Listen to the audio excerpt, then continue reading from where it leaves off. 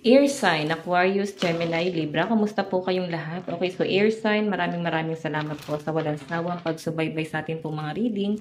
And kung ikaw ay bago pa lang sa ating channel, mag-subscribe na po kayo.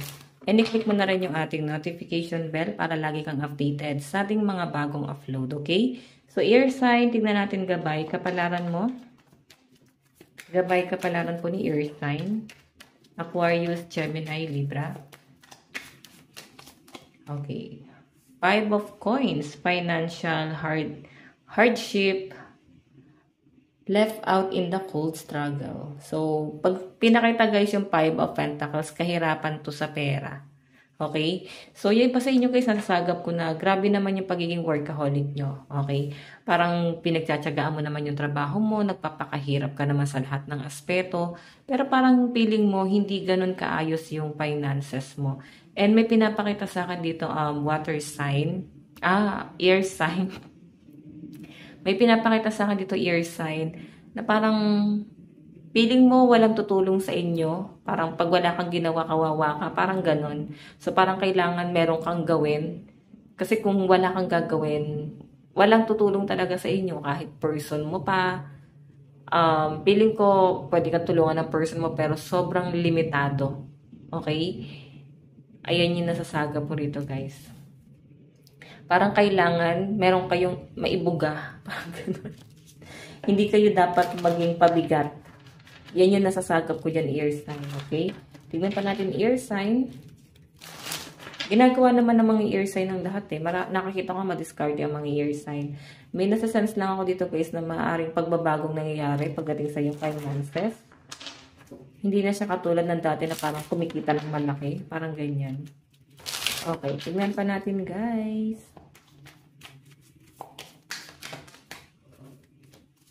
Tignan natin.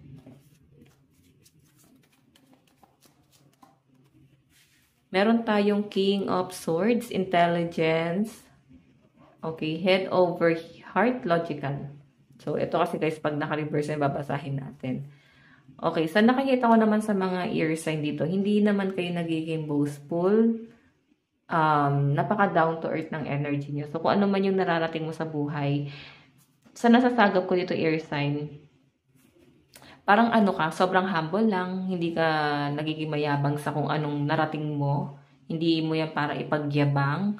Mas pinapairal ng mga air sign ngayon yung pagiging logical nila. Okay, kumbaga, inaalis mo rin yung emosyon eh. So, hindi, kung ganito guys kung sa timbangan, puso or utak, mas pinapagana yung utak nyo at para yung puso nyo naging bato na. Ganun na kayo guys mag-decide base na lahat sa isipan mo. So, dapat kasi guys balance yan eh. Okay? Dapat kung ano yung nararamdaman mo, yun yung parang maging dahilan para mag-decide ka. Pero ibabalance mo pa rin kung ano ba, karapat-dapat ba yung mga desisyon na gagawin mo. Okay, dapat laging balance yan, guys. Yun lang na may masasabi ko. Iba-balance mo lang yung mga desisyon mo sa buhay. Tignan po natin. Meron tayong Five of Swords. Okay. Five of Swords. So, ito guys, surrender, defeat, the cause of battle.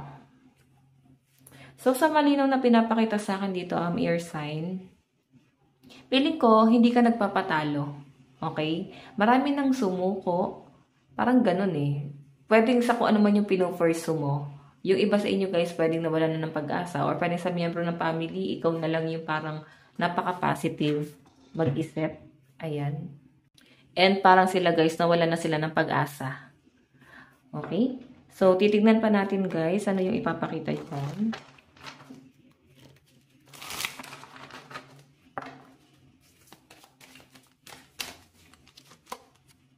Six of Coins. So, ito guys, pagtulong to, no? Yung nakikita ko sa mga air sign dito. Parang nanghihingi ka ng pabor siguro or pwedeng kailangan mo ng tulong. Pero yun nga kagaya ng sabi ko kanina, parang pinamukha siguro sa inyo or pwedeng naramdaman mo na parang hindi ka pwedeng, ano yun, parang hindi ka pwedeng mawalan. Kasi pwedeng, parang magiging tingin sa inyo guys, parang palamunin. Ganyan. Or wala nang pakinabang. Kaya dapat kahit sa maliit na bagay, meron kayong gawin. Okay? Ayaw mo nga sa ganito, oh. Nung una masaya ka kasi parang feeling mo fear naman yung intention nila sa mga pagtulong nila sa inyo. Pero ngayon kasi guys, sa pinapakita sa akin dito, your sign, ayaw mo na rin kahit tumulong. What I mean, ayaw mo na rin kahit humingi ng tulong, what I mean. Okay? 6 of coins. Tignan pa natin guys. May mga nagkakasakit. Pwedeng sa family, or pwedeng sa'yo mismo. So, ang energy ng mga air sign dito guys, patungkol sa responsibilidad.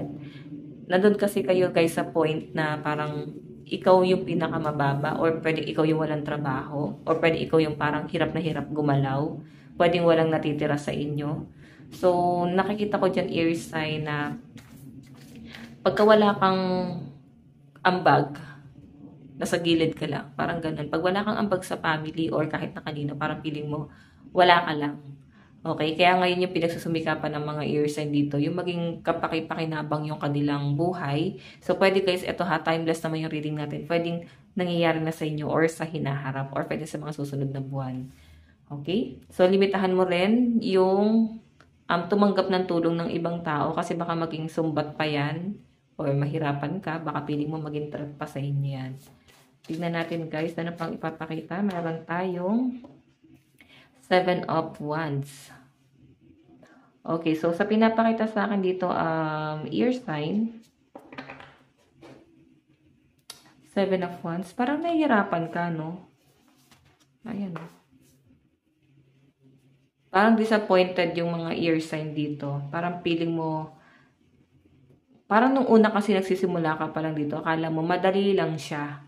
Pero habang nilalakaran mo or habang papunta ka doon sa goal mo, pinupursu mo, disappointed ka kasi hindi naman pala siya ganun kadali. Okay? Mahirap pala itong maabot. Tignan natin guys. Meron tayong 2 of Pentacles. Ayan. Talagang may conflict sa pera ang mga ear sign. May pag-iipon nga ako nakakita rito. So, pwedeng sobrang pagtitipid ang gagawin ng mga ear sign ngayon. Okay? Kahit sa mga susunod na mga buwan. So, magtipid kayo guys, ay may warning na sa inyo. Okay? Magtipid and iwasan nyo guys yung humingi ng tulong sa iba or dumepende sa ibang tao. Sabi ko sa inyo guys, may susumbat sa inyo. Pero practical kasi ang mga ear sign eh. Siguro naranasan nyo na guys ang mahirapan, maghirap, and ayaw mo nang maranasan ulit yung ganun klase ng kahirapan. Tignan po natin, meron tayong the Emperor. Ayan, sa mga nagiging successful na dito. Feeling ko, ang layo-layo mo na. Okay, hindi ka makakarating dito kung hindi ka naging practical or naging logical. Okay, mas utak ang pinagana ng mga ear sign kesa emosyon, no? Maaari yung mga ear sign dito na parang sa halip na mag-focus na sa problema, lagi yung iniisip kung ano yung magiging solusyon. Tignan pa natin. Meron tayong Knight of Cups. Masaya naman kayo guys, ine-enjoy mo lang, hindi mo kasi masyadong parang pinipressure yung sarili mo sa kung ano man yung ginagawa mo. Bagong hobby, kung ano man yung bagong pino-pursue. So, malinaw na pinapakita sa akin, ear sign. Hindi mo masyadong ipe-pressure yung sarili mo. Okay? Tignan pa natin ano naman ang inyong advice. Meron tayong leave the past behind. Ayan.